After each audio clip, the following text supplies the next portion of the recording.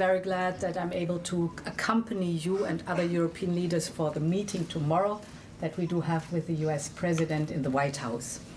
Since the beginning of Russia's brutal invasion, Europe has been at Ukraine's side, united, and we will support you for as long as it takes.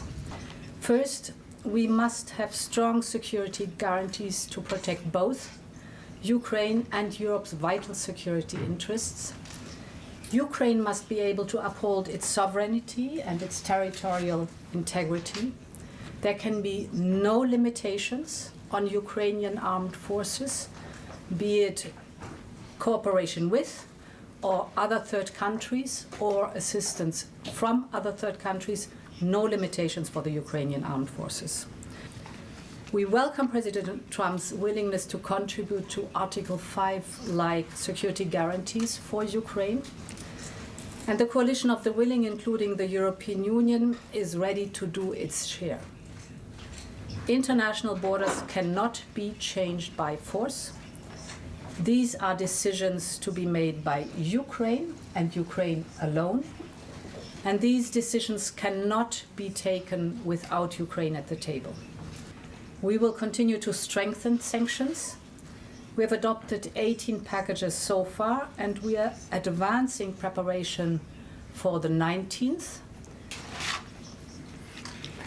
Thank you so much, dear Ursula. It's important that Washington is with us, and today in several formats we are deciding what we are going to discuss in Washington.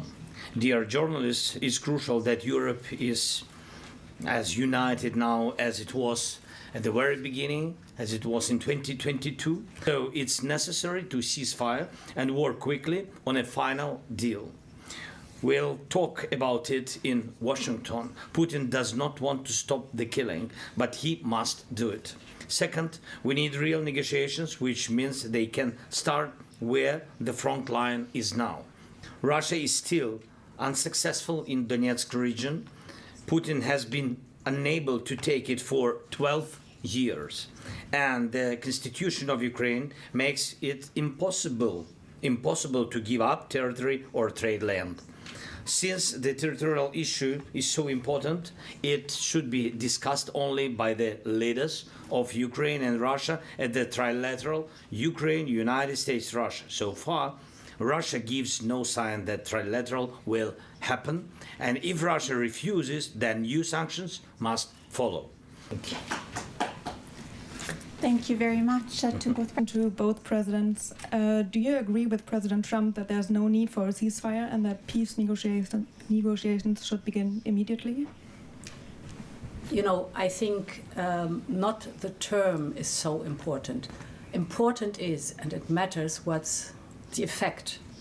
And the effect must be stop the killing. That's the most important part. Whether we call it a ceasefire or it's a peace deal, stop the killing. Point number one. Therefore, it is so important to have as soon as possible a trilateral meeting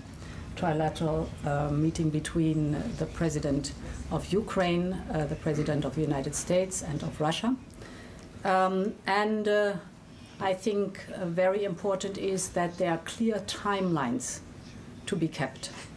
So it's not the term itself, it's the content that matters.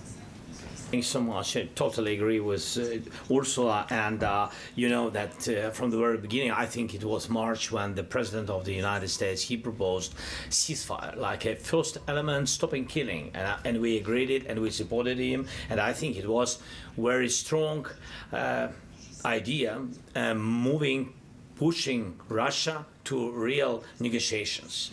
And now we hear another signals. I think that we have to share it, all this, with details and what Ursula said about and what we talked bilaterally and what we will talk now with all our coalition of willingness, with all the Europeans.